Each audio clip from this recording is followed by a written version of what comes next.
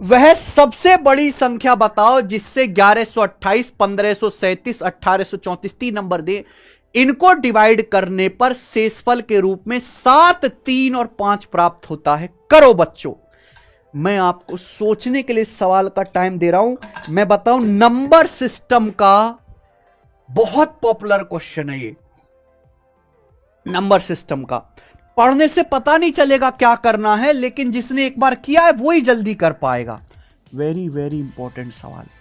देखो ध्यान से सुनिएगा, हमें वो बड़ी से बड़ी संख्या निकालनी है जिससे 1128 को भाग दूं तो रिमाइंडर 7 आए, 1537 को भाग दूं तो शेषफल 3 आए, 1834 को भाग दूं तो रिमाइंडर 5 आए। अब ध्यान सोचो, 1128 को डिवाइड करने पर 7 रिमाइंडर आ रहा है, तो अगर मैं 1128 में से 7 घटा दूं तो यानी कि 1121 को पूरा पूरा डिवाइड करेगी।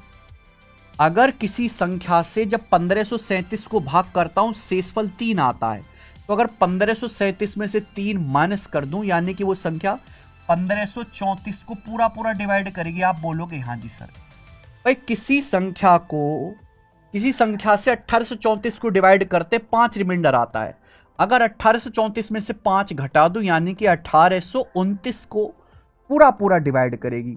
तो हमें वो संख्या निकालनी है, लेकिन बड़ी से बड़ी, वो सबसे बड़ी संख्या निकालनी है जो इन तीनों को पूरा डिवाइड करे, यानी कि इनका HCF। तो कुछ नहीं करना, हमें इनका HCF निकालना था बस, और कुछ नहीं करना मेरे भाई। ठीक है जी।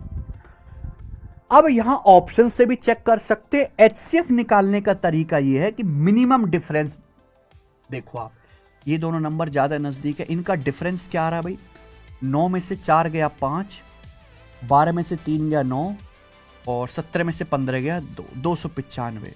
यानी कि इनका HCF या तो 295 होगा या 295 का फैक्टर।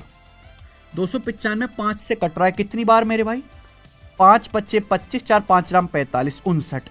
295 का एक फैक्टर 59 है, और 59 ऑप्शन में भी दिखाई दे रहा है, यानी कि यही आंसर हो जाएगा सी।